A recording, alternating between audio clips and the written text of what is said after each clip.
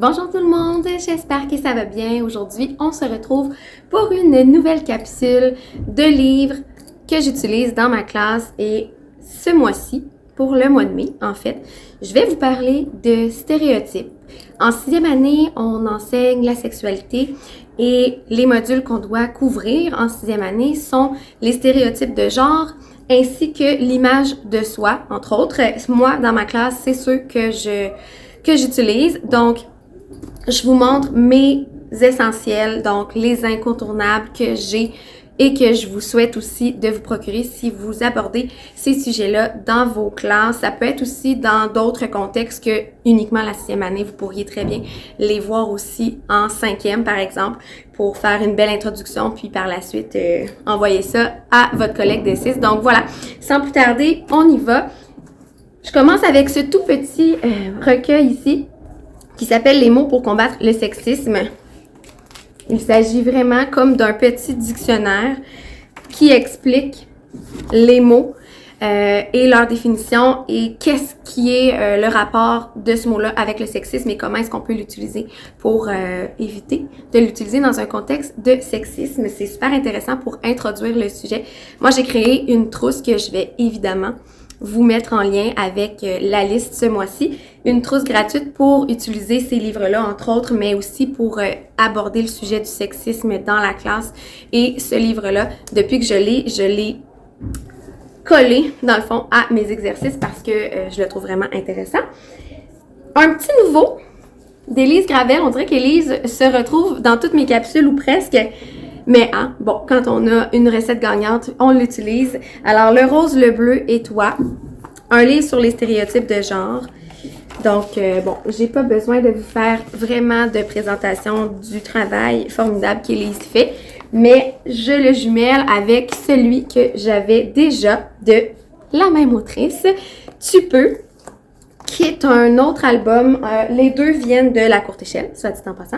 C'est un autre album ici dans lequel on va aborder les stéréotypes de genre, mais d'une façon différente. Et j'ai envie de vous dire que Tu peux, d'Élise Gravel, se marie vraiment bien avec Les garçons peuvent le faire aussi. Et je l'aime celui-là parce qu'il est de l'autre côté. On a Les filles peuvent le faire aussi. Donc ça, c'est comme vraiment deux petits amis qui vont bien ensemble. Tu peux, c'est un livre dans lequel tout simplement on va aller prendre un stéréotype qui est associé au genre féminin et l'associer à un petit garçon parce que, par exemple, les filles sont émotives, mais les garçons peuvent aussi être sensibles. Souvent, on va dire que c'est les petits garçons qui sont drôles, mais les filles aussi peuvent être drôles, tu sais. Donc, on vient déconstruire les adjectifs, les qualificatifs qu'on va donner à un genre et à un autre pour montrer que finalement, tout le monde peut bien être ce qu'il veut. Et c'est pas mal le même principe avec celui-là aussi. En 6e année, on va aussi aborder dans les stéréotypes un peu l'éveil à la sexualité, donc tout ce qui est en lien avec, par exemple, l'homosexualité et le LGBTQ+. Donc, on va ici utiliser Le Prince et le Chevalier, qui est une petite histoire, un petit conte féerique de chez Scholastic, pour lequel je suis vraiment tombée sous le charme. C'est l'histoire d'un chevalier donc et d'un prince qui vont tomber amoureux. Et il y a une suite dans laquelle ils vont pouvoir se marier, tout ça. C'est vraiment un beau livre qui vient déconstruire complètement. C'est pas juste le chevalier qui sauve la princesse ou en tout cas un homme qui finit avec une femme. Mais là, on a un peu une histoire qui nous montre que c'est possible aussi lorsqu'on est homosexuel d'avoir ce genre d'histoire-là de prince et de princesse. Mais ici, c'est un prince et un chevalier. De Karine Paquin chez les éditions La Bagnole. Non, c'est pas vrai, celle-là, c'est pas La Bagnole, c'est Michel Quintin. C'est Le coq qui voulait être une poule. Alors, encore une fois, on va aller aborder le stéréotype de genre, mais on va aussi aborder un peu le transgenre. Donc, vous comprenez, le coq vit dans une basse-cour et il a envie, lui, d'être une poule. Donc, c'est un peu une façon plus subtile d'aborder le sujet. Donc, celui-là, là, pourrait vraiment être utilisé avec des élèves un petit peu plus jeunes. C'est sûr qu'on n'ira pas nécessairement parler de transgenre et d'identité sexuelle à partir de la 3e année, mais vous pouvez quand même le relire et l'utiliser différemment, puis l'introduire plus tard après avec vos élèves, des élèves plus vieux. Donc, d'une autre façon. Fait que ça fait déjà comme une petite graine qui est semée dans leur esprit. Un autre de mes incontournables que j'ai découvert l'année dernière s'appelle Les grands garçons pleurent aussi. Donc, tantôt, tu sais, je vous parlais avec tu peu d'Élise Gravel de la sensibilité. Celui-là, je le trouve tout simplement magnifique. Il est publié chez Kiman. Et c'est ça, c'est vraiment, il est super beau, là, soit dit en passant. Les illustrations sont magnifiques et il est super simple. Donc, celui-là, oui, on va l'utiliser en 6e année, entre autres parce qu'on va parler des stéréotypes de genre, mais on peut très bien l'exploiter avec les plus jeunes, tout simplement pour enseigner à nos tout petits que c'est correct d'avoir des émotions, même quand on est un garçon, parce que bon, on le sait pas, tu sais, si à la maison, les stéréotypes sont déconstruits ou s'ils sont vraiment béton. Alors, ça peut vraiment être intéressant à lire dès un très jeune âge. Donc, celui-là, là, il est assez passe-partout.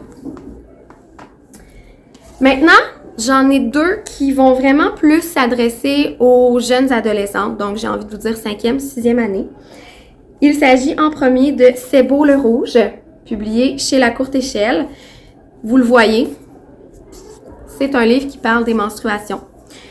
Nos jeunes filles commencent leur menstruation, se développent et souvent en 5e, en 6e surtout, ben on va avoir des jeunes filles qui vont traverser ça pour la première fois ou en tout cas qui vont être dans les débuts. Ça peut être très intimidant, très effrayant. Parfois à la maison, il n'y a pas toutes les ressources pour en parler. Donc ce livre-là, c'est un beau livre que j'utilise juste avec mes filles. Je prends tout le temps un dîner avec mes élèves pour leur parler de ça, pour leur dire qu'il existe et on en jase, puis tu sais, j'ai tout ça dans mon bureau avec bon ce qu'il faut pour les aider. Donc c'est vraiment un beau livre là pour ça parce que il est super beau et il est très simple aussi. Donc c'est pas comme un documentaire là qui c'est pas un documentaire sur l'anatomie du corps de la femme. C'est beaucoup plus doux et beaucoup plus beau. Encore un peu pour les filles, parce que oui, les stéréotypes vont beaucoup toucher les garçons, mais je pense que dans notre société, les femmes sont extrêmement sensibles à ça et sont beaucoup la cible de ces stéréotypes-là.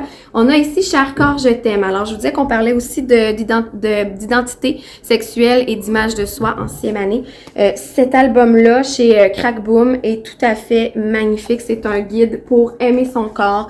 C'est un guide dans lequel on présente toute forme, toute couleur et tout type de corps et qu'on décrit comme étant un outil et non un pouvoir de publicité. C'est vraiment qu'est-ce qui t'apporte ton corps, tu sais, la machine qui est ton corps, qu'est-ce qu'elle fait pour toi? Elle te permet de prendre quelqu'un que tu aimes dans tes bras, ton corps te permet de vivre des aventures, tu sais, c'est vraiment beau comment c'est pensé, puis pour les filles justement qui sont dans le début de leur adolescence, qui voient leur corps changer beaucoup plus rapidement que les garçons et qui parfois peuvent être très, très, très complexés par ça.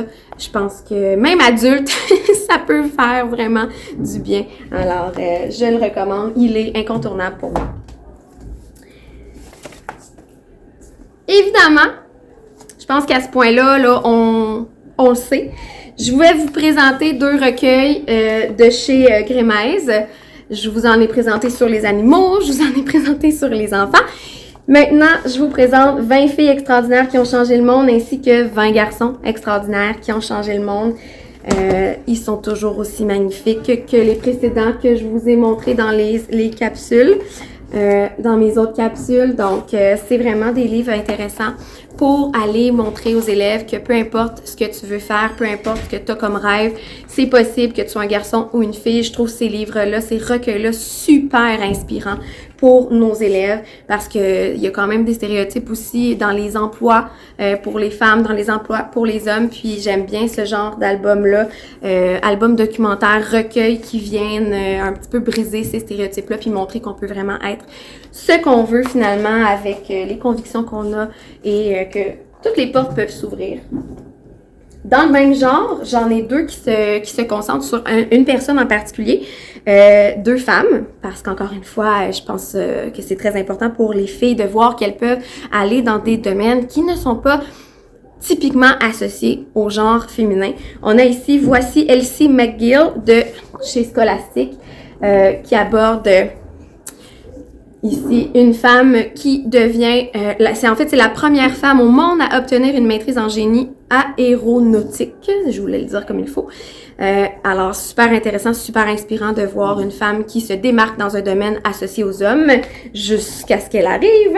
Et on a aussi exceptionnel Coco Chanel.